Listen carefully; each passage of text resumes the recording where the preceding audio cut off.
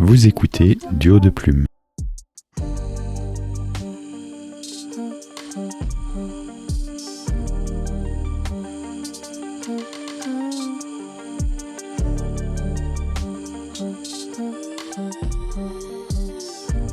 Vous écoutez le podcast littéraire Duo de Plume, je suis Catherine. Et je suis Cyril. Alors aujourd'hui, Cyril, on parle... c'est ton moment, c'est ton épisode, on parle d'un sujet... Commence pas comme ça. Non mais si, je commence parce que je te mets une super pression. Non mais c'est un petit peu, je crois, la première fois qu'on va parler d'un sujet... Où on n'est pas d'accord. Mais c'est... Ouais, mais c'est à peine qu'on n'est pas d'accord. J'ai une idée préconçue qui est, on ne va pas se mentir, plutôt négative. Enfin, plutôt négative. Non, c'est pas vrai. C'est-à-dire que j'ai une idée préconçue où je pense que je ne vais pas utiliser cette méthode et je me rends compte que vous vous êtes toujours pas dit de quoi on allait parler. Donc, on va parler de quoi, Cyril ? Alors justement, dans la boîte à outils de l'écrivain, on a différents outils. On a déjà parlé de logiciels, on a parlé de la newsletter, on a parlé des réseaux sociaux, ce genre de choses. Je ne sais plus si on a parlé des correcteurs, non, mais un épisode viendra peut-être là-dessus. Bref, dans cette boîte à outils, j'ai découvert il y a quelques années un outil d'origine anglo-saxonne qui est un outil d'analyse d'un texte ou qui pourrait, si on s'y prend en amont de la création d'un texte, être un outil de création, mais qui du coup s'adresse à des gens comme moi, c'est-à-dire très... Obsessionnel. Non, j'allais dire organisé. Très architecte. Oui. C'est-à-dire qu'ils ont besoin d'avoir toute une structure pour écrire leur roman. Donc la méthode, elle est développée par un éditeur américain qui s'appelle Sean Coyne. Et la méthode s'appelle StoryGrid parce que, en gros, c'est un gros fichier Excel dans lequel on peut analyser plein de trucs sur le texte. Ce qui effectivement correspond tout à fait à ta manière de faire, comme tu l'as expliqué dans des épisodes précédents, notamment en utilisant Scrivener et en travaillant chapitre par chapitre, scène par scène, et en amont de ton écriture. Oui, et cette méthode de travail que j'ai, comme je te l'ai dit, StoryGrid, je l'ai découvert il y a peut-être maintenant 15, 20 ans, peut-être pas 20 ans, mais ça date de quand cette histoire ? Je manipule le bouquin de référence. Partout. 2015, donc moi j'ai dû découvrir ça en 2017, donc en tout cas 7-8 ans. J'ai très vite croché parce que j'étais bloqué sur un manuscrit et que ça m'a aidé à débloquer certaines scènes. Donc j'ai trouvé beaucoup d'intérêt à cause de ça. Et du coup, j'ai acheté le bouquin, lu tout ce qu'il y avait derrière la machinerie, parce qu'en fait, je l'ai utilisé en mode comment dire, jeune adolescent. Tu cliques tous les boutons et tu vois ce qui marche ou pas. Ah oui, quoi. en mode intuitif. Tu lis pas le manuel, tu vois.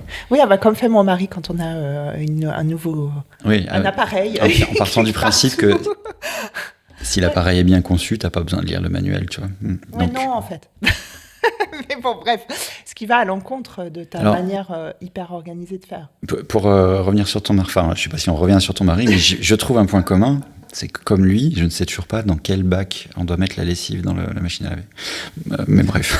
Ouais, moi, sa légende est forgée, c'est fini, mais c'est un truc de mec. Peut-être. Voilà, alors écrivez-nous si vous n'êtes pas d'accord. Bon. Donc, on est d'accord que tu connais. Cet épisode. Pardon. On est d'accord que tu connais pas donc StoryGrid. Non. Est-ce que s'il y a une version française, est-ce que ça a été traduit ou est-ce que c'est qu'en anglais ? Pas à ma connaissance, le livre n'a pas été traduit. Les ressources sont. Il y a un site internet avec plein de ressources gratuites qui sont aussi en anglais, mais je crois qu'il y a quelques blogueurs, quelques écrivains qui ont écrit des articles en français sur le sujet, mais du coup qui ne rentrent pas en profondeur comme tu peux le voir. C'est un gros bouquin, format A4, il y a 400 pages, 350 pages. C'est vraiment la méthode, quoi, avec le bouquin. Plus que ça, le bouquin, il t'explique ce qu'il a amené à faire la méthode. Mm-hmm. Et puis... sur un système un peu, il faut connaître les règles pour pouvoir les enfreindre. C'est-à-dire qu'en fait, c'est pas du tout une méthode. Bon, maintenant que tu as ça, tous tes bouquins vont être des best-sellers. Sinon, ça se saurait. Il n'y a pas de méthode pour faire un best-seller. Mais par contre, c'est du coup plein de petits outils que tu peux piquer à des moments précis ou t'en servir au global. T'es pas obligé d'aller dans tous les détails, mais c'est un peu la colonne vertébrale de son système. C'est-à-dire pour comprendre comment il fait ses analyses, t'as besoin de voir un peu comment il fait les choses. Alors, de manière pratique, est-ce que c'est un outil qui s'adresse aux écrivains en amont de l'écriture? Enfin, tu l'as un petit peu évoqué dans l'introduction, mais pour qu'on soit bien clair et qu'on comprenne de quoi on parle, est-ce que si j'ai une idée d'histoire, je vais utiliser cet outil, ou est-ce que c'est plutôt un outil qui s'applique a posteriori, une fois que tu as, sinon, écrit tout ton premier jet, en tout cas un petit peu construit ton plan et ta structure? Est-ce que c'est à ce moment-là que tu vas la passer dans le filtre, si j'ose dire, de ce story grid pour voir si ça tient la route? Comment tu t'en sers, toi? Je m'en sers principalement après l'écriture du premier jet. D'accord. Donc, au-delà de la... C'est-à-dire que je m'en sers d'outils d'analyse. Mais clairement, dans le panel d'outils justement qu'il propose, il y a aussi de quoi développer une structure complète. C'est un peu comme si tu avais cet outil au format... Comme si tu visionnais de très haut ton histoire, avec les gros moments de structure. En gros, 3 actes, on peut tout découper en 3 actes si on le veut. Donc en gros, tes 3 actes et qu'est-ce qui va s'y passer, et donc d'avoir une progression très générale sur l'histoire qui est correcte, qui va intéresser le lecteur. Donc ça te permet d'avoir cette mise en place assez rapidement, parce que ça tient sur une feuille A4 en gros. Et après, il y a des outils d'analyse beaucoup plus complexes. Et justement, c'est pour ça qu'il l'a développé. C'est pour ces cas où ton histoire, tu sens que tu as quelque chose qui est bon, mais en même temps, si tu as des bêta-lecteurs qui l'ont lu, ou bêta-lectrices qui l'ont lu, ils vont te faire un retour où ouais, c'est bien, mais il y a un petit truc. Il manque un petit quelque chose. C'est pas le coup de cœur, comme on dit dans la bookstagramosphère. Je sais pas si ça existe, ça. Oh, on voit c'est de pas quoi mon tu coup parles. de cœur. Ça me plaît, mais il manque un truc, mais on n'arrive pas à mettre le doigt dessus. Et avec une analyse un peu plus profonde, on peut mettre le doigt dessus. Donc ça sous-entend que c'est applicable à toute forme d'écrit. Non. Alors, c'est applicable à quel... Est-ce qu'il y a une histoire? Si c'est de la littérature de genre, ça marche, et si c'est de la littérature dite blanche, ça marche plus? Clairement, je pense que ça marche pour de la littérature de genre. Tout simplement parce que la base, le squelette de base ou la colonne vertébrale de base de l'analyse, c'est sur le genre. D'accord. Donc si t'es pas dans de la littérature de genre, parce qu'avec le genre, tu dois avoir des scènes qui vont être attendues, d'autres pas, etc., il n'y a pas d'analyse. Par contre, on peut en tirer une généralité sur une méthode qui permettrait de voir si un texte progresse bien ou pas. D'accord. Donc on peut extrapoler, mais si tu prends l'outil tel qu'il est, d'ailleurs moi je ne l'utilise pas comme il est dans le bouquin, j'en ai fait quelque chose de très personnel et qui me permet d'analyser ce qui moi m'intéresse dans mes bouquins. Alors, de manière un petit peu pratique, on aimerait bien en savoir plus, mais on aimerait bien comprendre. Donc, comment t'envisages les choses? Tu avais envie de nous le présenter peut-être à travers un exemple concret? Juste avant, peut-être que tu peux m'expliquer pourquoi tu as un a priori négatif sur ce genre d'outil.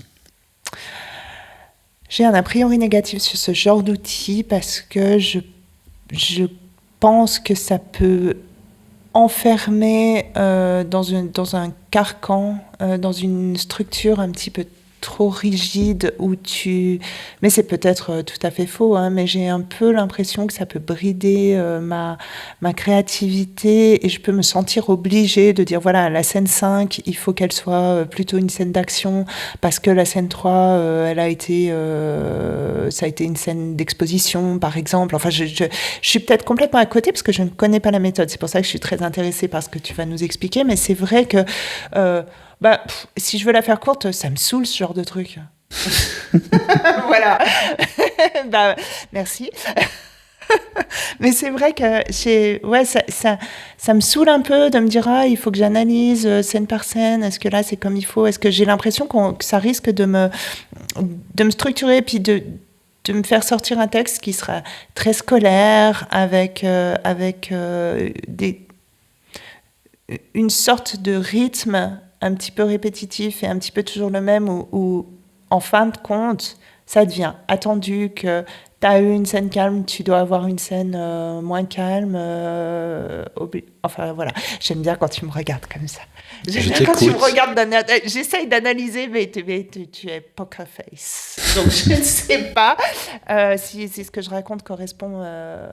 Enfin, non, est-ce que ça a lieu d'être ? Du coup, est-ce que je me trompe ? Est-ce que je me trompe, Cyril ? La question, elle est justement sur ton ressenti. Mon ressenti de départ, c'est celui... Tu sais, c'est comme dans les conférences, on fait un prérequis, et puis après, je te dirai à la fin si j'achète le livre ou... Parce qu'au final, ce que tu me dis, c'est que tu n'aimes pas faire de l'analyse sur le texte pour l'améliorer, mais je suis sûr que tu le fais quand même. Donc. Alors, j'ai pas dit ça, j'ai pas dit que je n'aimais pas faire de l'analyse sur le texte pour l'améliorer, mais mettre une espèce de grille. Enfin, moi, ça me fait penser à mes études de médecine, tu sais. On avait, petite digression dans la digression, en biochimie, on avait des grilles. C'est-à-dire qu'on apprenait, je sais pas, la bivalence de... J'ai tout oublié, la biochimie, c'est un enfer, je peux même pas donner d'exemple. Mais il y avait des grilles de correction. Et on écrivait tout ce qu'on savait sur tel ou tel thème, et ensuite le correcteur, il avait une grille de correction, c'est-à-dire qu'il y avait peut-être, admettons, 200 mots ou phrases qu'il devait retrouver dans ton devoir. S'il ne les retrouvait pas, c'était 0. Et alors, sans doute, ça m'a un peu traumatisée.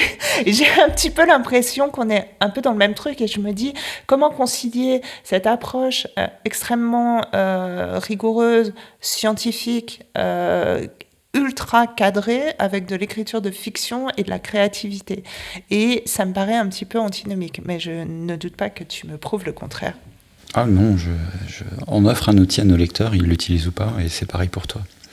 Je vais essayer de faire une analogie pour te détendre par rapport à ça. Imagine que l'ensemble du texte que tu viens d'écrire, ton roman, à l'état de prototype, avant que tu aies fait toutes les corrections, etc., tu l'as lu une première fois et tu sens qu'il y a besoin de correction. Appelons ça un objet, ton roman. Si tu veux observer, pour savoir comment tu veux faire les corrections, tu es obligé de l'observer d'une manière ou d'une autre. Tu vas avoir le choix de l'observer avec tes yeux, le choix de l'observer avec une grosse loupe, l'objet, ou le choix de l'observer avec un microscope. Ok ? Ouais. D'accord. En aucun cas, le fait de l'observer, ça va changer ton texte. Tu vas garder les décisions que tu vas prendre en fonction de ce que tu observes. Et en fait, le Story Grid, il t'offre ces différents moyens, donc la loupe, le microscope, tes yeux, pour essayer de comprendre ce qui se passe sur ton texte, de comprendre ce qui va se passer dans la tête du lecteur qui va le lire. Ouais. En gros, c'est un travail d'éditeur. Tu le lis sous un filtre ou sous un autre, et tu en tires des informations. Tu les corriges ou pas, après c'est à toi de voir. En aucun cas, il est écrit dans le Story Grid, par exemple, que chapitre 63, c'est toujours, dans le genre thriller, c'est toujours la découverte de tel cadavre. Non. Oui, alors évidemment. Tu vois, c'est pas aussi strict que ça. Oui, évidemment. Bon, après, moi, j'ai l'impression que j'ai une approche... Mais certainement, comme tu le disais, je pense que je dois faire plus ou moins la même chose, mais d'une manière beaucoup plus intuitive, je pense. Mais... Ouais. Bon, alors après... Clairement, c'est ça. C'est un peu comme... pour refaire une analogie dans notre métier, on a des infirmières qui ont par exemple beaucoup d'expérience. Elles, entre guillemets, sentent que le patient va se détériorer, enfin l'état de santé du patient va se détériorer ou pas. Et puis, c'est de l'ordre du gut feeling, c'est de l'ordre de la sensation. Et en fait, c'est des signaux faibles, c'est des choses qu'elles ont observées mais dont elles n'arrivent pas à mettre des mots dessus. Pour dire à celui-là, ce patient-là va se détériorer, son état de santé va se détériorer, il faut faire quelque chose. Et la formation continue, son rôle, c'est de réapprendre, remettre l'étiquette correcte sur la sensation qu'elle a, l'infirmière, pour pouvoir après, par exemple, être très professionnel et dire à un médecin, donc je sens que ce patient va se détériorer pour telle et telle raison, voici les critères, voici... Tu vois, c'est juste réétiqueter, remettre des mots sur quelque chose que tu ferais de manière intuitive. Parce que maintenant, tu as beaucoup de boutiques, toi, dans le métier d'écriture. Donc, il y a plein de choses que tu fais qui sont de cet ordre-là. Alors, en plus, on parle d'un art, donc c'est vraiment de la sensation. Oui, mais alors justement, c'est exactement ça. Tu dis beaucoup de boutiques, pas mal d'expériences, effectivement. Donc, est-ce que c'est une méthode qui s'adresse davantage à un écrivain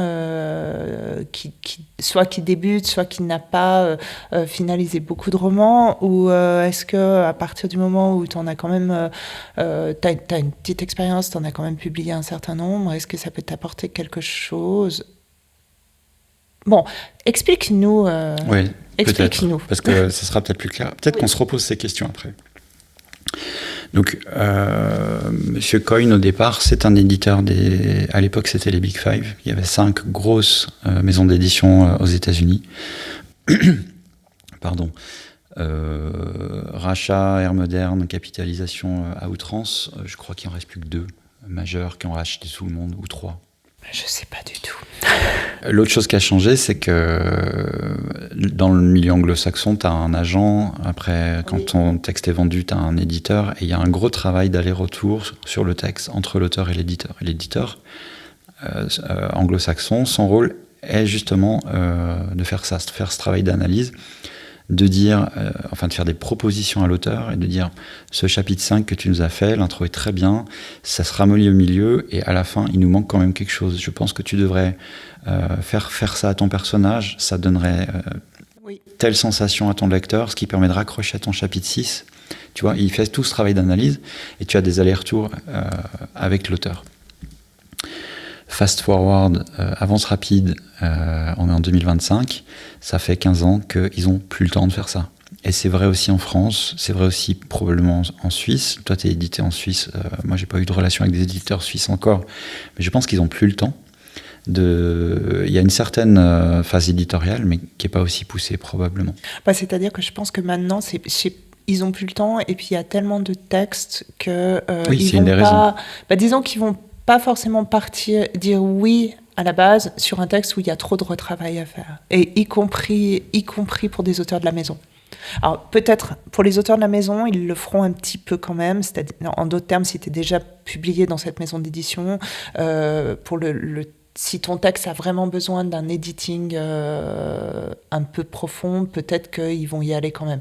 Sur un primo-écrivain qui propose un texte à une maison d'édition sans être connu par cette maison d'édition, s'il y a trop de jobs dessus, on lui dit non. Conséquence immédiate, ce travail revient à l'auteur maintenant. Clairement. Mais c'est un petit peu ce que l'auteur, de toute façon, en tout cas en auto-édition, et même de plus en plus en édition traditionnelle, les auteurs ont totalement conscience qu'il faut retravailler le texte, et d'où l'intérêt des bêta-lecteurs, au demeurant. Mais après, effectivement, ce que j'entends et je perçois, c'est incroyable, je perçois déjà l'intérêt de cet outil, en vérité. Enfin, c'est une fois qu'on t'a fait le retour en te disant, bon, alors là, il faut changer parce que là, c'est mou, là, il manque un petit truc, c'est de pouvoir t'aider à comprendre qu'est-ce qui manque pour pouvoir le modifier. C'est ça. Puisque ce travail n'est plus fait du côté de la maison d'édition, ou moins fait, ou ça dépend si tu as de la chance et de plein d'autres paramètres, ce travail revient du côté de l'auteur, qui du coup doit changer de casquette, et plus en train d'écrire son histoire, mais il doit mettre une casquette d'éditeur, regarder son texte d'une manière un peu plus éditoriale, et c'est là où tu n'aimes pas le mot, mais c'est de l'analyse de texte, pour comprendre ce qui marche pas, et essayer de trouver des pistes d'amélioration. Et parfois elles sont très subtiles, et parfois c'est des lièvres majeurs. Aussi simple que tu as laissé un pistolet à scène 2, il faut t'en servir scène 8. Quoi. Parfois ça nous échappe. Donc c'est aussi le rôle des bêta-lecteurs, je suis d'accord, mais ça te donne finalement des outils qui étaient dans les mains, dans les capacités, dans les compétences des éditeurs à l'anglo-saxonne, et probablement des éditeurs français quand ils avaient encore le temps de faire ça. Le métier, il a un peu changé, j'ai l'impression, et donc ce rôle revient à l'auteur. Et donc M. Coyne, il s'est dit, ce que je sais faire, et la façon que j'ai d'analyser les textes, je vais en faire un bouquin pour le mettre à disposition des auteurs qui veulent avoir ce regard sur leur texte, cette casquette d'éditeur. Et c'est ça, Story Grid, l'origine de son bouquin. D'accord. Donc après, c'est à l'américaine, donc effectivement, c'est pas forcément pour tout le monde dans la façon de faire. C'est très analytique, c'est très méthode, case, tableau Excel finalement. Au final, tu as un grand tableau Excel scène par scène avec tes changements de valeur, qu'est-ce qui se passe, le nombre de mots, etc. Ce qui te permet d'avoir une vision très très précise et en même temps très à vue d'oiseau de ton texte, à quel moment c'est dynamique, à quel moment on se repose, en termes de rythme, en termes de changement de valeur, en termes de qu'est-ce qui se passe pour le personnage principal, en termes de qu'est-ce qui se passe du point de vue du ressenti du lecteur. Et puis, il y a des textes où ça marche très très bien. Mais alors dans son bouquin, il utilise une histoire que probablement la majorité des gens ont ou lu ou vu, c'est Le silence des agneaux. Hannibal Lecter, oui. Clarice Sterling, un tueur en série qui utilise ses victimes pour prélever la peau et en faire autre chose. Non, je me suis on va pas spoiler. Mais oui, je me souviens plus, donc en plus... ne spoile pas, mais je me souviens du film, bien entendu. Et donc, Clarice Sterling est une jeune apprentie. Elle est encore aux études du FBI. Ici, il y a des études du FBI, il y a 4 ans de formation. Elle est sous l'aile d'un enquêteur majeur, aguerri, qui enquête sur cette série de crimes. Et pour trouver ce tueur en série, il a l'idée d'aller interviewer Hannibal Lecter, qui est quelqu'un qu'il a arrêté il y a longtemps. Ah, oui. Et il envoie Clarice Sterling pour essayer de débloquer quelque chose et voir s'il pourrait faire... Parce que ce Hannibal Lecter est, en plus d'être un tueur en série, un psychiatre, sauf erreur. Et donc, il a une analyse des personnalités. Et donc, l'idée de l'enquêteur du FBI, c'est d'avoir un profil de son tueur actuel pour essayer de l'attraper. Donc, c'est la base de départ du truc. Donc, tout le monde à peu près a vu ce film, où on a des souvenirs. C'est un vieux film, on est d'accord maintenant, mais l'histoire fonctionne bien. Pourquoi ça fonctionne ? C'est toute la question. Pourquoi ça fonctionne chez la majorité des gens ? Pourquoi ce film il a autant été apprécié ? Pourquoi le roman a été autant apprécié ? Et donc il passe ce roman à la grille d'analyse de StoryGrid, oui, pour démontrer le truc dans le bouquin. Donc c'est intéressant parce que c'est quelque chose que tout le monde a vu juste. Oui. Donc ça parle et ça donne un exemple concret. Donc pour arriver à faire cette analyse, Coyne, il reprend les bases, le squelette ou la colonne vertébrale, selon comment tu veux voir les choses, qui permettent de faire l'analyse. Et comme on parle de fiction de genre, eh bien, il fait une certaine définition des genres. Puisque c'est la base du truc. Alors, je reprends ma fiche de pompe. En fait, pour être très général, le genre va lui permettre de voir si la majorité des scènes qui sont attendues par le lecteur sont présentes, parce que possiblement ça te déplaît, et puis il y a beaucoup de laxité dans ça, c'est-à-dire que dans le genre thriller, il faut qu'il y ait telle scène, telle scène, telle scène. Il y a toujours la découverte d'un cadavre, il y a toujours une enquête, il y a toujours un moment où le héros est à la merci du super vilain, du méchant. CF épisode qu'on a déjà fait. Oui, c'est ça. Dans l'épisode des tropes, on en a déjà parlé. Donc, ces choses-là sont attendues parce qu'on se raconte des histoires depuis la nuit des temps et qu'à force de lire des histoires dans un certain genre, on se formate la tête et on est déçu en tant que lecteur quand il manque l'une ou l'autre des scènes majeures qui sont attendues. Typiquement, un policier / thriller, s'il n'y a pas de cadavre ou s'il n'y a pas d'enquête, il manque quelque chose. Alors, oui. J'ai fait des trucs très grossiers. Mais... Donc là, la première étape, c'est de vérifier de savoir dans quel genre tu écris. Dans quel genre tu as écrit ton texte. Et alors, c'est très compliqué, très complexe. Il y a des genres, des sous-genres, des sous-sous-genres, etc. Parce qu'il y a des mix aussi. Et il y a des mix. Et la plupart du temps, moi, par exemple, j'ai du mal avec ça parce que j'ai écrit un thriller qui peut être perçu comme avec une fin un tout petit tantinet fantastique sur la fin. Ouais. C'est-à-dire que c'est moderne, mais à la limite de ce qu'on connaît de la science. Ça pourrait arriver dans les prochaines années, où c'est déjà arrivé, mais on ne le sait pas. Bon, du thriller je vais pas un peu spoiler mon truc, mais voilà. Donc il y a une petite touche comme ça fantastique. Alors est-ce que j'ai écrit un thriller ou est-ce que j'ai écrit un thriller fantastique ou est-ce que j'ai écrit du fantastique? Parce qu'au final, si on est très strict avec le genre, vu qu'il y a une composante fantastique sur ma fin... Ouais, mais enfin, ça va quand même être du thriller qui est, à mon avis, qui est transposé. Classer, ouais. Mais les tropes que tu vas suivre et la logique de ton cheminement, c'est quand même à rattacher au thriller. C'est juste que tu le mets dans un décor différent. La plupart, oui. Donc en gros, il faut identifier ton genre principal. Oui. Et puis, si ça déborde dans d'autres genres, dans du fantastique, on peut très bien écrire un policier qui se passe dans un vaisseau spatial en train de naviguer d'un endroit à l'autre. Donc on est sur de la science-fiction, mais en fait c'est un policier. Oui, ou les genres comme la romantasy, ou ces genres comme les ça qui sont très en vogue actuellement, où il y a à la fois une romance, mais entre un elfe et un autre machin. Eh bien tu viens de faire cette première analyse, c'est-à-dire que c'est une romance, et le contexte c'est de la fantasy. La romantasy, c'est ça.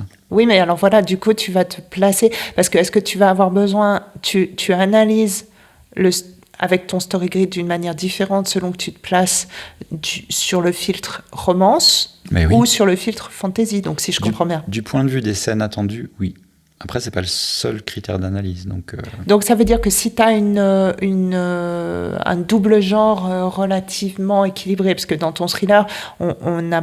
Dans ce que tu décris, il y a moins de soucis. On sait qu'on est principalement à 90%, c'est thriller. Et puis, il y a un petit peu cette petite touche dystopique peut-être, mais pas grand-chose. Mais sur une romantasy, tu vas avoir quelque chose qui va être plus du 50-50, je pense. Non, je pense que c'est une romance dans un contexte de fantasy. Ouais, mais ça... Encore une fois, oui, mais ça peut être 50-50. C'est-à-dire que tu vas avoir la romance, mais tu vas aussi souvent développer une intrigue secondaire en lien avec le fantasy, avec les enjeux des héros. Comme on dit vite, 4 heures cet épisode, ça va être terrible. Non, mais c'est là où ça devient fun, c'est que techniquement, tu pourrais faire une passe d'analyse côté romance, une passe d'analyse côté fantasy, voir si les deux fonctionnent pour pas te planter, tu vois. Oui, mais c'était ça ma question. Ouais, mais tu peux le faire comme ça. Mais ça va, mais c'est beaucoup de travail. Combien de temps ? C'est beaucoup de travail. Ouais. Et t'es pas obligé d'analyser complètement ton texte comme il le propose finalement. Peut-être que tu peux te cantonner à analyser une seule scène, parce que tu as déjà identifié que c'est dans ce chapitre que ça coince, qu'il y a un problème, par exemple. Oui, alors c'est ça mixe un petit peu quand même l'intuitif. De faire tout le roman pour avoir... tu peux, et il l'a fait pour Le Silence des agneaux, mais juste pour illustrer pourquoi il marche, etc. Mais après, si même sans analyse du Silence des agneaux, tu prends un seul chapitre et tu regardes pourquoi il marche, tu comprends déjà comment le chapitre est fait et comment il fonctionne et pourquoi. Donc c'est très granulaire, si c'est un mot qui existe. C'est sûrement un mot qui existe, mais je ne vois pas ce que ça veut dire. Ça veut dire que tu peux être très très précis dans ton analyse. Ah oui, d'accord. Une scène dans un chapitre, tu peux l'analyser, ou tu peux être très très macro, enfin vue d'avion, et analyser l'ensemble de ton texte.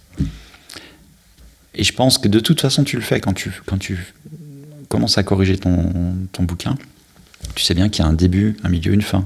Tu sais que le milieu, il est un peu mou et qu'il faut apporter quelques rebondissements, etc. Donc, et tu sais qu'à la fin, le lecteur doit être satisfait de sa lecture, tu dois avoir répondu aux questions que tu mets en place au début. Il y a ce genre de choses. Tout le monde sait ça quand il écrit. Donc, c'est juste vérifier que tu le fais correctement, au bon moment. Peut-être il y a une question de timing. Exactement. Un petit peu, j'imagine. Donc pour revenir aux gens, alors il donne un exemple sur son site, on mettra tous les liens, parce qu'il y a beaucoup de ressources qui sont gratuites sur son site internet. Encore une fois, c'est en anglais, mais ce sont des mots simples. Horreur en anglais, tout le monde comprend que c'est horreur, etc.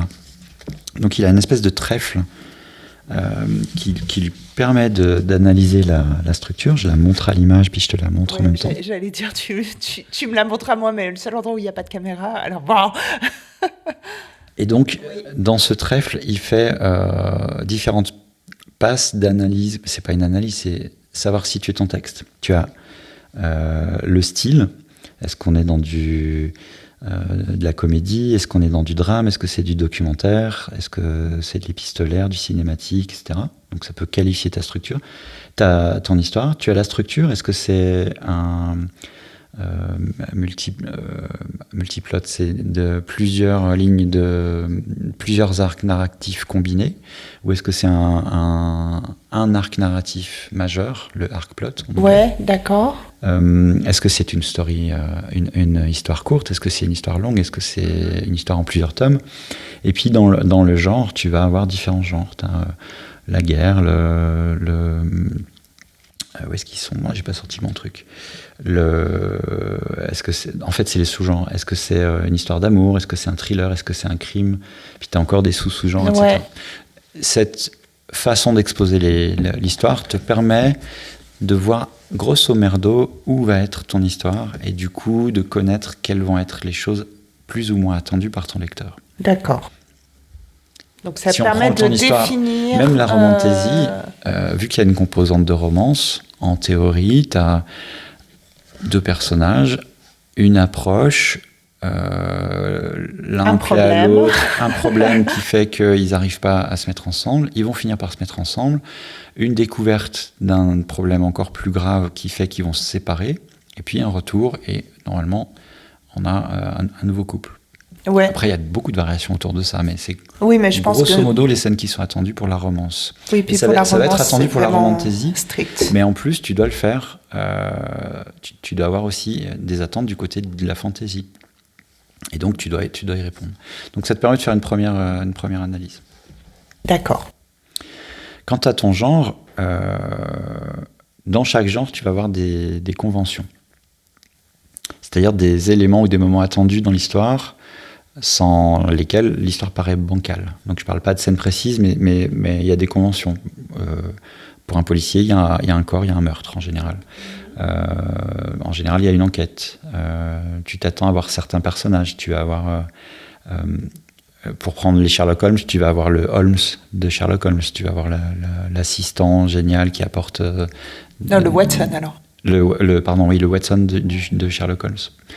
Tu vas avoir le suspect principal qui est le vrai tueur ou pas. Tu vas avoir des fausses pistes. Ouais. Ça, c'est attendu quand tu écris un roman policier. C'est ce qu'on appelle les conventions du genre. Ouais. Tu vas avoir des scènes obligatoires. Si on continue avec le policier, tu as la scène de la découverte du corps. Tu as la confrontation entre l'enquêteur et le meurtrier. Il y a un moment où on va découvrir que c'était lui, et l'enquêteur va confronter le meurtrier. Pour l'arrêter, ou il va s'en sortir. Ça, c'est l'auteur qui décide, mais il y a toujours cette scène qui est attendue. Et tu as toujours une scène finale qui propose une forme de justice. Et tu as beaucoup de liberté là-dedans. Le meurtrier paye pour son crime, l'enquêteur attrape le meurtrier, mais il y perd quelque chose. Ou il perd quelqu'un dans la bataille, ou une autre variation de ça. Ou il ne l'attrape pas. Ou il ne l'attrape pas. Et toutes les fins sont possibles, mais il faut qu'il y ait un certain sentiment de justice. Sinon, à quoi servait l'enquête? Ou pas. Bon, donne-moi un exemple. Mais non, j'ai pas d'exemple. Mais justement, tu vois, c'est vraiment ce que je reproche, c'est ce côté un peu enfermant. C'est pas enfermant. Il y a tellement de variétés possibles pour ta fin. Mais à partir du moment où tu dis, il faut qu'il y ait une justice. Pourquoi il faut qu'il y ait une justice? Mais pas Tout à l'heure, on était d'accord. Ouais, alors voilà, et nous ne le sommes plus. Non, je sais pas, vas-y. On était d'accord, toi et moi, que si tu mets en place des choses au début de ton texte, dans l'acte 1, tu dois y répondre dans l'acte 3. Oui. D'accord? Tu mets des choses en place dans un policier dans l'acte 1. Il y a un meurtre. Et le but de la lecture, c'est de comprendre où, pourquoi, ou comment, ou les deux, et où, qui l'a fait. Sinon, il n'y a pas d'enquête. Oui, non, mais ça, je suis complètement d'accord. Le sentiment de justice, c'est on a répondu à ces questions. C'est pas un sentiment de justice pour les personnages, c'est le sentiment, il doit être du côté du lecteur. Il doit en anglais, on appelle ça un payoff. Le sentiment d'avoir bouclé la boucle, alors. Appelle ça comme tu veux. Mais oui, non, mais parce que si tu dis justice, avoir répondu aux attentes que tu as mises en place dans l'acte 1. D'accord, alors oui, parce que moi je comprenais justice dans le sens moral et où il faut que ça réponde. Enfin, mais ça touche à ces thématiques dans le policier. Il faut que le héros gagne. Non, pas du tout. Bah oui, mais c'était ça que j'entendais. C'est pour ça que je disais... Non, mais on est d'accord en vrai. Mais oui, Alors, ça va. c'est juste qu'il faut bien identifier les termes, mais on est d'accord. Tu peux très bien avoir un policier où, à la fin, le meurtrier gagne. Oui. Et pourquoi il y a un sentiment de justice? Parce que tu as mis en place des choses qui font que pour le lecteur, c'est satisfaisant de voir le meurtrier gagner. Mhm. Par exemple, alors oui, il a tué quelqu'un, mais ce quelqu'un avait tué sa fille au meurtrier. Et du coup, quelque part, il y a justice. Alors, Oui. c'est le sens très très large du mot justice. C'est pas les meurtriers en prison, les enquêteurs ont toujours raison, etc. C'est pas du tout ça. C'est la boucle est bouclée en utilisant tes mots, c'est-à-dire les attentes que tu mets en place dans le début de ton histoire doivent être répondues à la fin. Mhm. Si tu les laisses, si tu n'y réponds pas, ton lecteur est frustré à la fin. Et l'histoire, elle était bien, mais je sais pas ce qui se passe à la fin, c'est bancal. Oui, C'est oui. ça, Alors c'est ça qui après, manque. oui, mais on est dans... Oui, mais est-ce qu'il y a une seule réponse à ça? Parce que tu vas avoir Pas du tout, c'est quelquefois une des... façon d'analyser les choses. Oui, mais parce que tu vas avoir sur les réactions des lecteurs, c'est quand même assez souvent qu'il va y avoir un livre où une fin un peu clivante, elle va plaire à certains, déplaire à d'autres. Donc, tu n'as Alors, pas et pourquoi une elle plaît à seule... certains et pourquoi elle plaît à d'autres? J'en sais rien, mais parce que... Bah, mais dans les elle deux plaît à cas, elle peut certains. répondre au... Elle plaît à certains parce que ils ont ce que j'appelle ce sentiment de justice qui est pas la boucle est bouclée pour leur part, et ceux qui sont frustrés avec la lecture, ils avaient d'autres attentes parce qu'en fait, Oui. tu peux avoir, selon l'exposition de certains faits dans la première partie, des attentes sont générées chez moi qui vont pas être les mêmes chez toi. Oui. Et donc moi, à la fin, si mes attentes sont répondues, je vais trouver la fin satisfaisante, et toi, tu vas être plus frustré. Parce qu'il y a une fin satisfaisante, tu l'aperçois pour les gens qui sont comme moi, mais toi, tu n'es pas satisfaite de la fin. Et c'est là où tu as ces différences de trucs. Mais au final, l'analyse est la même. La liberté de l'auteur, elle est dans le choix de cette fin. Tu vas frustrer certains lecteurs et en satisfaire d'autres par rapport à leurs attentes. D'accord, continue, je garde ça dans ma tête parce que pour moi, c'est pas complètement clair, mais on D'accord. essaie de résumer tout un bouquin Oui. et toute une façon de voir les textes Oui. en Mais c'est quelques intéressant, minutes. en tout cas, Donc, mais ouais. voilà, c'est... Ok. Donc, ton genre, il a des conventions qui sont attendues, il a ces scènes obligatoires dont on vient de parler, mais il y a une place pour l'innovation pour l'auteur, puisque si on suit ces conventions, on pourrait penser que tous les romans d'un certain genre vont se ressembler. Et quelque part, on peut dire que oui, quoi. Si on est très très à vue d'avion, tous les policiers, il y a une enquête. Oui, tout peut. Voilà, vois, ça dépend des sauf- genres, mais il y a certains genres qui sont assez copier-coller, ouais. Ouais. Mais en fait, donc comme il y a des scènes attendues et des conventions du genre, là où est la place de l'auteur et de la créativité de l'auteur, c'est dans la façon de traiter le problème. C'est la manière dont l'auteur va traiter les attentes du lecteur. Mm-hmm. Et tu peux faire le choix de frustrer tes lecteurs ou la majorité de tes lecteurs, tu peux faire le choix de répondre à tout, tu peux faire le choix de faire des fins discutables, c'est-à-dire il y a une certaine justice, mais qu'est-ce que ça fait mal de voir que le personnage principal a perdu son coéquipier ou quelque chose comme ça. Ça, c'est la façon de traiter l'attente du lecteur qui est à la charge de l'écrivain et qui est du coup d'une grande largesse dans les possibilités.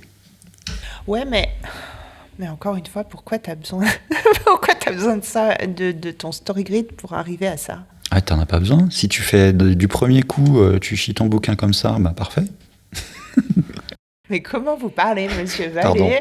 Non, Alors, mais tu vois ce que je veux dire. Vraiment. Si tu crées des histoires comme ça, qui répondent aux attentes, etc., d'emblée, et que tout le monde est satisfait, t'as pas besoin de story grid, ça je suis d'accord.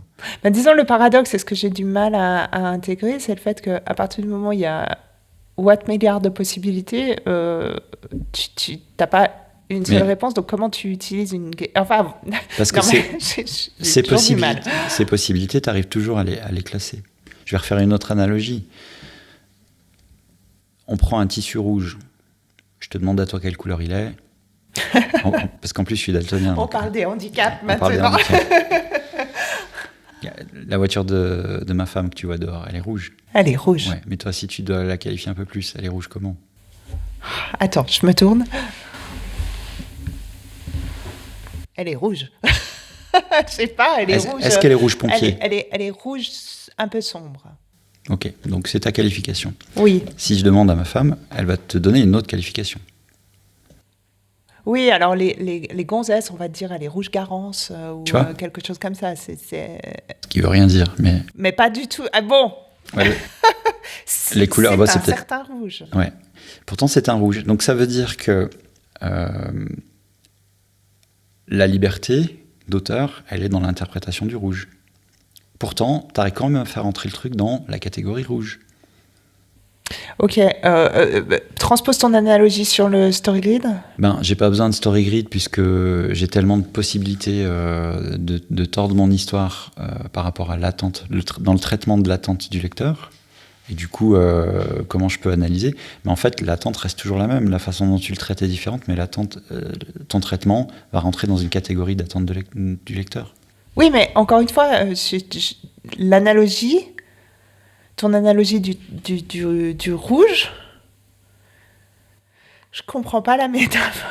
Je suis désolée, mais il faut vous dire qu'on a eu le salon du livre de Genève il n'y a pas si longtemps, donc notre cerveau ne fonctionne pas comme d'habitude. Je comprends pas ta métaphore. Non, si j'ai bien compris, tu bloques parce que je viens de te montrer qu'il y a tellement de possibilités que du coup, il n'y a pas de façon d'analyser un texte.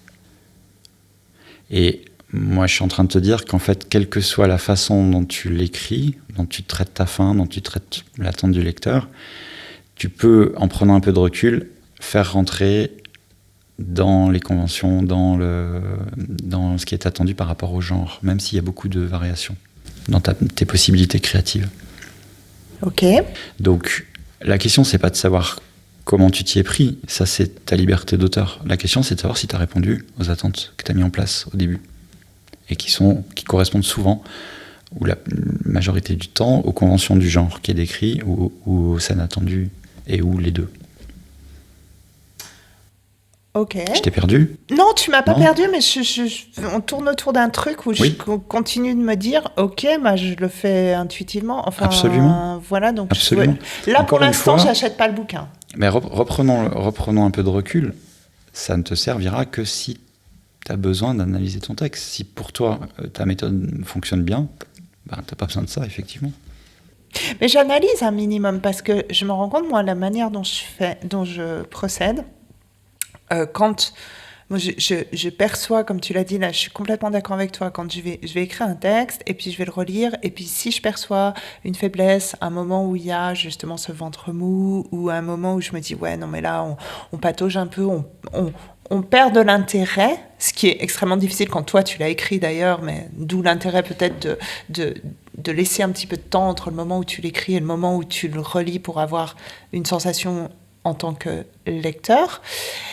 Moi, je prends dans ce cas-là scène par scène et je résume. En fait, je prends à la main et je résume ce qui se passe dans chaque chapitre. Je résume chapitre 1, mais c'est vraiment un résumé grossier. Enfin, c'est 5 lignes avec les scènes clés, les personnages qui interviennent. Et voilà, et je fais ça sur tout le bouquin. Et après, mais j'imagine que je fais une sorte de story grid, mais d'une manière beaucoup moins serré. Oui, alors peut-être que là, il y a une histoire d'expérience. C'est-à-dire que ça analyse, il est plus ou moins serré, c'est à toi de faire ce réglage. Oui, alors là où je rejoins effectivement, moi, ce que ça me permet, c'est pas tellement au niveau du rythme, mais c'est par exemple de vérifier que les personnages secondaires, parce que moi j'écris souvent des histoires, enfin en tout cas en fantasy, hors roman noir, j'écris des histoires où il y a pas mal de personnages. Donc de vérifier que mes personnages, il y a un équilibre dans leur intervention, que je les oublie pas pendant 8 chapitres, ce genre de truc. Donc là, en effet, on est très probablement dans l'analyse un peu systématique. Maintenant, alors moi, ça me suffit et j'ai pas envie de pousser. Enfin, je pige pas l'intérêt, mais c'est certainement parce que je ne pige pas l'intérêt de base de dire il y a tant de mots. Puisque tu le fais, tu comprends l'intérêt. Ouais, mais j'ai pas besoin d'un gros livre de 400 pages pour m'expliquer comment faire un truc que je fais déjà. Ok. Bon, c'est tout. Non, mais... Merci. Merci. Bon, je m'en vais. Alors voilà. Non, mais c'est ça. Mais peut-être parce qu'il n'y a pas de réponse et peut-être parce que ce que je soupçonnais au départ, En fait, mon niveau d'analyse, pour moi, me suffit. Mais, alors, est-ce que je gagnerais quelque chose? Tu sais, c'est la loi de Pareto, là, du 80-20, 80, ouais. où tu dis, bon, à 80%, ça me paraît correct, et puis d'aller peaufiner, mais ça, c'est une... Mais on a quand même progressé par rapport à tout à l'heure. Tout à Ah, l'heure, tu faisais pas d'analyse du tout. En tout cas, tu laissais non! paraître ça. Et Ouais. puis quand on creuse un peu, finalement, tu fais des résumés de chacune de tes scènes. Alors, ça dépend pas du tout systématiquement. Je l'ai fait dans Aurélien Loiseau 2 parce que justement, Quand on a besoin. voilà, j'en avais besoin. Mais je Tu le fais sors, pas du tu tout sors cet outil quand on a besoin. Ouais, ouais. Encore une fois, si ton histoire elle marche, tous tes bêta-lecteurs ils te ressortent un truc du genre génial et tout, il y a plein de rebondissements, c'est dégueulasse, t'as faim, mais c'est trop top. Ben, tu changes rien, enfin, on est bon. Mais s'il y a des retours qui te disent justement ça, il y a quelque chose qui manque et on n'arrive pas à savoir quoi, eh ben, tu te retrouves avec un manuscrit que tu vas pas sortir. Et il faut bien trouver où est l'endroit, qu'est-ce qui manque, comment tu peux faire pour améliorer les choses. Donc dans ces cas-là, tu as besoin d'un outil d'analyse. Ton truc à toi, c'est ces mini-résumés, et finalement, c'est ce qu'il fait aussi. Mais il va un peu plus loin, c'est-à-dire que dans le mini-résumé, eh ben, il cherche à savoir des détails du genre est-ce qu'il y a une progression dans l'histoire? De quel type? Est-ce qu'on est que sur de l'informatif ou est-ce qu'on est sur de l'action? Si tu as 8 chapitres ou 8 scènes d'affilée où c'est que de l'informatif, tu comprends ton ventre mou et tu comprends que peut-être il faudrait mettre une petite scène d'action au milieu pour ne serait-ce que pour entretenir l'intérêt du lecteur. Et l'inverse est vrai aussi. Si tu fais 3 scènes d'action super dures d'affilée, il a plus de souffle ton lecteur. Si tu en mets une quatrième, moi je repose le bouquin, il y a un risque là-dessus. Donc tu es obligé de ralentir le rythme. C'est vrai aussi du point de vue émotionnel. Si tu n'as que des trucs hyper dépressifs, si tu laisses pas remonter un peu ton lecteur à un moment, si tu donnes pas des petits indices pour lui dire attends, reste, ça va s'améliorer, ça va aller mieux, et ben tu reposes le bouquin. Moi j'ai pas envie de chialer pendant 1h30 pendant que je lis un bouquin, quoi. J'ai besoin de faire. Tu vois. Et c'est à ça que te sert ce genre d'outil finalement, c'est de poser sur le papier ces moments où ça descend, ces moments où ça remonte, quel que soit le point de vue de ça descend, ça remonte. Est-ce que c'est de l'émotionnel? Est-ce que c'est de l'action? Est-ce que c'est du lâchage d'informations? Est-ce que c'est du sens de la progression, etc. Tout ça, finalement, on peut prendre beaucoup plus de recul, et c'est ce que tu fais, et se dire marche pas, ou se dire progresse pas. Finalement, c'est l'analyse c'est aussi encore un anglo-saxon, mais Brandon Sanderson, il fait une analyse sous 3 axes. Il fait la structure, enfin l'arc narratif, est-ce qu'il progresse ou pas, j'ai oublié, le personnage, est-ce qu'il évolue, narratif. Ouais. Et puis le setup en français, le décor, l'environnement, est-ce qu'il y a une progression de ce côté-là? Et puis t'es pas obligé d'avoir une progression dans les 3, mais t'es obligé, si tu n'as pas de progression dans l'un, de faire progresser l'autre. Sinon, il n'y a pas de sentiment de progression pour le lecteur. Et pourquoi on lit ce chapitre? Finalement, il sert à quoi? On n'avance à rien dans l'histoire. Et donc lui fait son analyse comme ça, qui est très macro et qui peut fonctionner aussi. Donc tous ces outils, et celui que je présente aujourd'hui, c'est ça finalement. C'est une façon de voir les choses, mais c'est pas l'unique. Et de loin pas la seule. Et t'en as pas besoin pour tous les textes. Ouais, mais alors, donc finalement, j'achète toujours pas le bouquin parce qu'il me semble que je suis d'accord. C'est ce que je fais, mais je perçois un petit peu mieux. Et puis, je crois qu'après, c'est effectivement à quel point tu passes ton texte au microscope grossissant selon ton... Ouais. Mais ça reste super intuitif. Voilà, là où c'est paradoxal, c'est ce côté extrêmement systématisé de quelque chose... On le systématise de manière artificielle. C'est exactement ce que tu disais tout à l'heure sur l'infirmière. C'est-à-dire que tu as cette espèce de quick look qu'on a tous. Et puis, une fois que tu as fait le quick look et que tu as analysé la situation, tu vas prendre l'attention pour pouvoir légitimer le fait que, il faut l'envoyer au déchoc. Mais tu le sais déjà. Quand tu as un patient qui rentre dans ton box, tu sais déjà que tu vas l'asseoir puis que ça va être sérieux. Complètement. Tu vois. Par contre, savoir où le mettre, quoi en faire, comment l'aider, tu es bien obligé d'aller prendre des paramètres, sa pression, son pouls, qu'est-ce qu'il amène, etc. Donc tu vas aller dans le détail pour savoir ce qui se passe quand même. Il y a un peu la même analogie finalement. Si tu vois ta scène de haut et que tu te dis elle marche pas, bah ouais, mais pourquoi quoi? Donc on va regarder dans les détails. Alors est-ce qu'il y a vraiment une progression? Est-ce que mon personnage il passe d'un sentiment, de son point de vue, négatif à très très négatif, ou bien négatif à positif, ce genre de choses, tu vois. Est-ce que tout fonctionne? Est-ce qu'elle est pas trop longue? Est-ce que j'ai que des chapitres qui font 6000 caractères et celle-là elle en fait 15 000? Tout ça te permet cette analyse. Ouais, peut-être ça te permet de mettre des jalons pour pas sombrer dans une autocomplaisance où tu vas dire ouais mais si, mais ça va.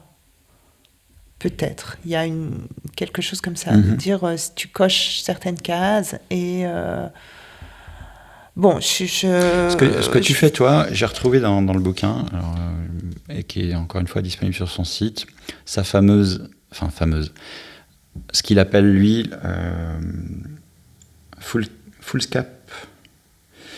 Donc Foolscap, c'est le format de la page. Donc résumer ce qu'il appelle, et je paraphrase. Résume ton histoire pour qu'elle tienne dans une page A4. Ouais.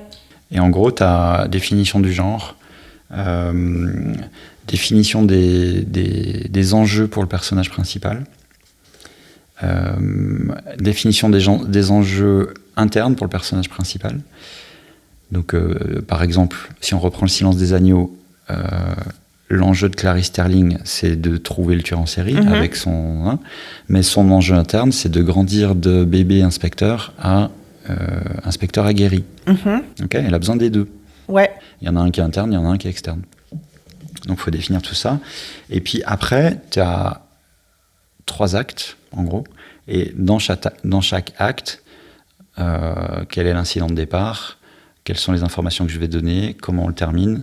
Comment on rebondit sur l'acte suivant, et tu fais ça pour chacun des actes. Et avec ça, sur une page A4, tu as une vision très très survolée de ton histoire. Et puis tu vois si elle marche ou pas, si tu as tout.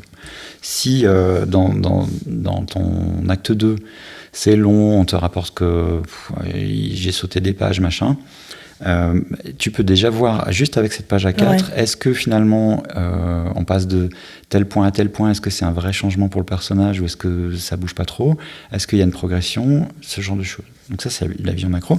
Et après, tu peux le faire très très précisément au microscope, où là, tu as scène par scène les changements de valeur, les changements de progression dans tes besoins internes pour ton personnage, externe, etc. C'est-à-dire, est-ce que Clarisse, dans cette scène-là, ça lui permet de progresser en tant qu'inspectrice? Est-ce qu'elle gagne de l'expérience ou pas? Ou bien est-ce qu'elle progresse? Est-ce qu'elle découvre des indices dans l'enquête et donc elle s'approche du tueur ou pas?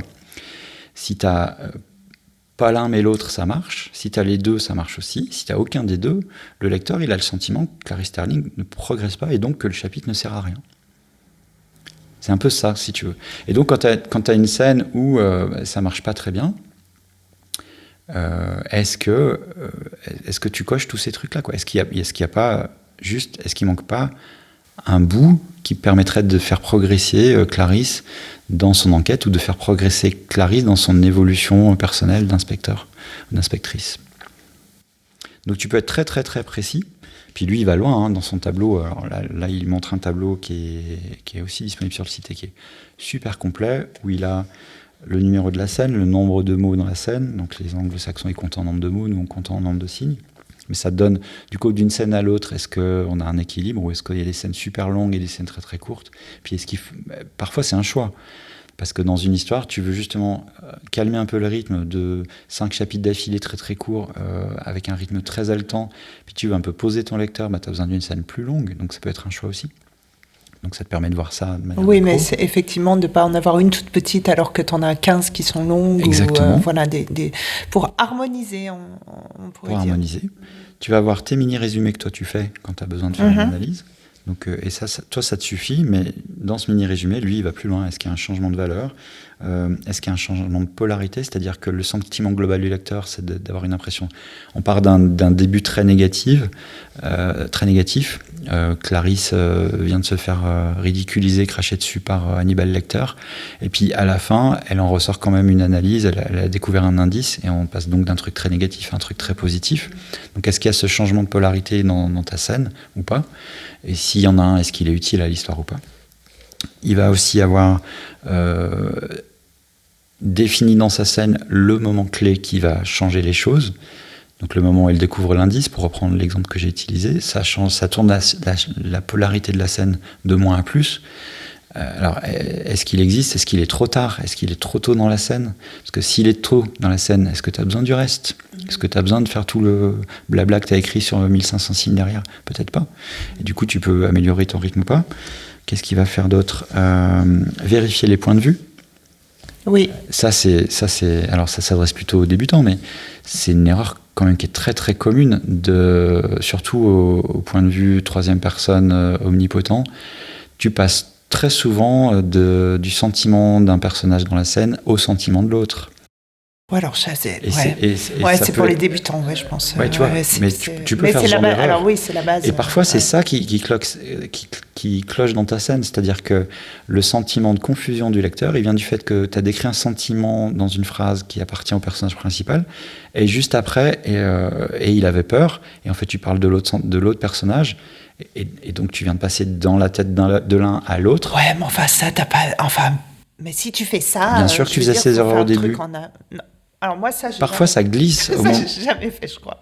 Mais parce que ça, c'est un truc qui me choque tellement en tant que lectrice que je pense que c'est... Moi, ça me... ne faites pas ça. Vois ça. Un seul point de vue. Vois ça comme les fautes de frappe, d'orthographe, etc. T'as beau lire 50 fois ton texte, t'en retrouves toujours, on est d'accord ? Parce que ton cerveau, embarqué dans l'histoire, il peut passer au travers de ça. Et des fois, c'est une seule phrase au milieu de ton truc. Alors, moi, ça ne m'arrive pas, mais... Félicitations. Alors réellement, je pense que ça ne m'arrive pas. Mais donc, j'ai l'impression que ça arrive à personne. Mais donc, apparemment, si... Bon, parce que moi, j'aurais envie de te dire, évidemment que tu... Ce biais cognitif, on l'a tous. Mais l'impression que ça... Comme je ne le fais pas, ça, les autres en ont pas besoin. Alors ça... Mais il y a des auteurs qui ont peut-être besoin de ce truc. Et analyser le texte comme ça te permettrait de découvrir ce genre de choses s'ils existent. D'accord. Ok. Bon, oui, alors s'il y a un besoin,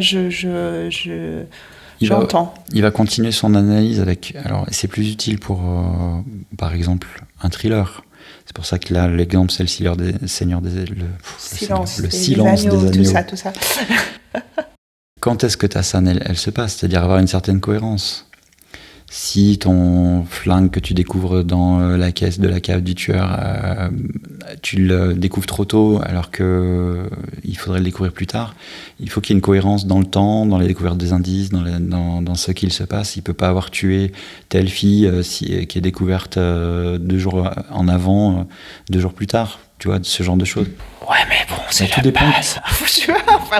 Non, mais c'est pas pour moi. Mais parce que j'ai l'impression que c'est ce que je construis. Enfin, tu viens de shifter. Tu viens de te dire, il faut absolument faire tout ça sur tous les textes que j'écris. Non, tu peux aller jusque-là et t'es pas du tout obligé de le faire. Ouais. Je te montre juste la plus... Je comprends pourquoi je disais microscopique. Ça allait me saouler, ça me ressoule. Je te montre juste à quel point tu peux aller au niveau microscopique dans le texte ou pas.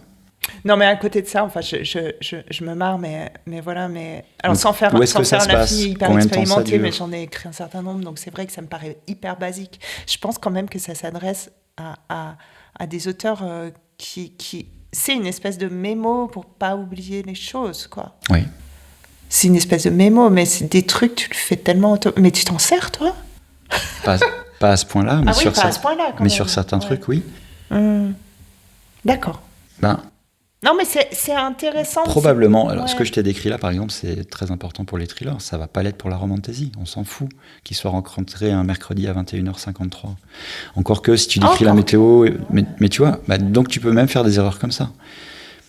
C'est des erreurs grossières que tu peux rater et l'outil d'analyse te permet de les retrouver.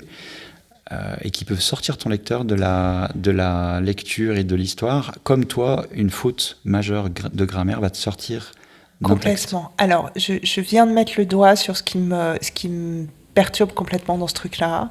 C'est que je trouve que c'est pas efficace de faire ça après. Moi, je le ferais avant. Enfin, c'est tout des choses de construction qui sont tellement sur ton arbre de départ, quoi, que tu dois l'avoir construit avant. Mais en même temps, même si je suis moins architecte que toi, je le suis un petit peu. Tu as raison, moi je le construis avant. Pendant que j'écris mon premier jet, ça dévie. Parce que mes personnages, ils prennent le contrôle. Et ils vont faire des choses qui leur correspondent et qui n'étaient pas attendues quand j'ai écrit la structure, qui va les faire sortir un petit peu du truc, et tu reviens après sur ton histoire, et tu redévies à droite, et tu redévies à gauche, et tu arrives enfin au bout de ton premier jet. Tu es bien obligé de rechecker que tu as bien coché tous les trucs que tu avais prévus. Sinon, il y a un détail qui va t'échapper et qui peut être majeur dans ton histoire. Oui, mais alors moi aussi, ils font ça, mais j'ai toujours un œil quand même sur la trame prévue et sur est-ce que ce que je laisse faire mon personnage qui veut prendre de l'autonomie dans la mesure où ça contrarie pas les plans de départ, tu vois. Mm-hmm. Mais ouais, bon. Alors, c'est intéressant parce qu'en fait, notre évolution, mon évolution entre le début de cet épisode et la fin, c'est que je comprends mieux le truc. C'est juste que j'aurais tendance à l'envisager presque plus comme une espèce de checklist quand tu construis ton synopsis et ton intrigue et ton plan détaillé pour peu que tu le fasses. Ou alors, peut-être, plus pour le coup, pour un jardinier qui va un peu comme ça et qui veut vérifier a posteriori, quand il a tout écrit, qu'il y a une cohérence. Pour un architecte qui a normalement fait son boulot... tu revérifies juste, mais t'as pas besoin d'être autant dans oui, c'est ça. T'as pas besoin d'aller autant dans le détail que ce que je t'ai montré dans la troisième partie. Et puis, alors complètement. Et en revanche, l'écueil principal pour le jardinier, c'est que, comme moi, ça va le saouler. Parce qu'il aime bien cette liberté. Enfin, je me l'imagine comme ça, en tout cas. Mais alors, n'hésitez pas, quand vous écouterez l'épisode, à nous dire votre sentiment, les auteurs, parce que c'est... Les auteurs jardiniers. Les auteurs jardiniers et les auteurs architectes, comment vous percevez cet outil, parce que, et comment vous vous auto-percevez, si je puis dire, parce que j'ai l'impression quand même que quand on est jardinier, ce qu'il y a de sympa, c'est de musarder dans son jardin et de cueillir une fleur par-ci par-là et de faire des choses légèrement aléatoires qui nous amène à un moment, à un final tel qu'il est, et que de poser dessus. Enfin, je veux dire, quand tu fais un jardin un petit peu fun avec des buissons partout et des trucs, et que c'est ça qui te plaît, aller mettre dessus un jardinier à l'anglaise pour lui dire taille le truc à fond.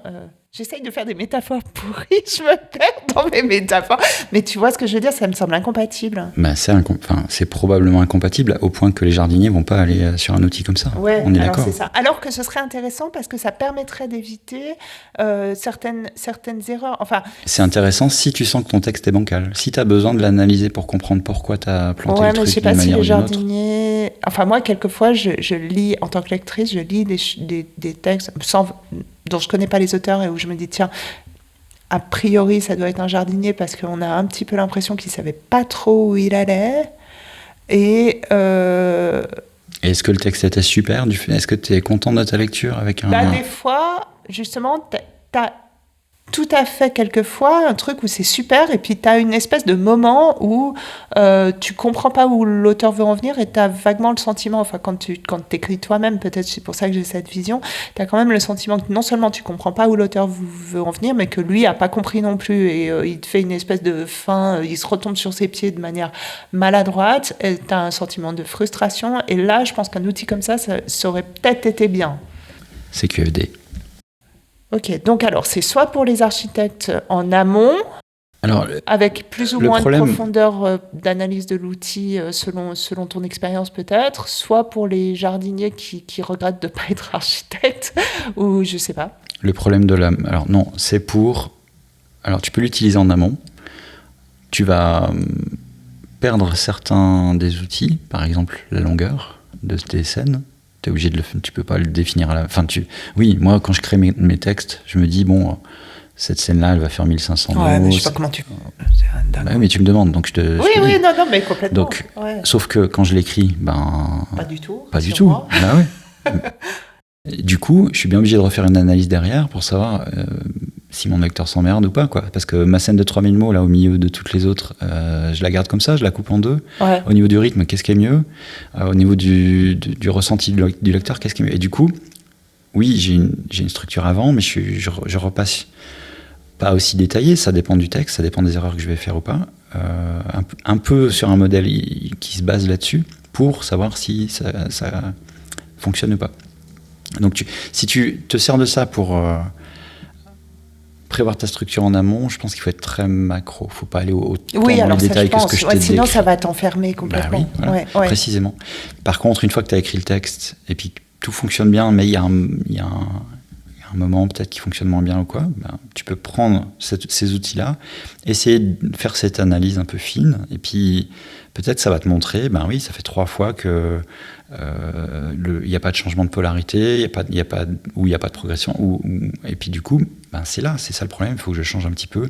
Des fois, c'est une phrase qui te donne ce sentiment, des fois, c'est à faire sauter tout un paragraphe, qui est inutile parce qu'il est trop long ou qui apporte rien, et ça te permet de mettre le doigt dessus, quoi. Après, tu fais un choix. Tu gardes ou pas, pourquoi pas. Mais tu as au moins cet outil d'analyse, pourquoi pas. Oui, tu n'aimes pas, j'ai compris. Non, jamais. Non, mais... Oh, mais non, je sais pas, j'allais... Non, alors, c'est pas que j'aime pas, c'est que, non, blague à part, j'en vois davantage l'utilité, même si c'est pas une utilité qui va me correspondre, mais pour toutes les raisons que j'ai longuement exposées dans l'épisode et je vais pas recommencer, mais j'en vois l'utilité dans un certain nombre de cas pour un certain nombre d'auteurs, donc... C'est un outil à disposition, voilà. Qui a le mérite d'exister, qui a le mérite d'être complet, et on n'est pas obligé de l'appliquer à la lettre.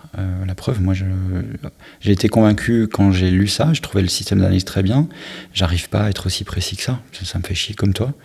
Par contre, certains points sont très intéressants pour moi, notamment les changements de polarité, le rythme et les changements de valeur.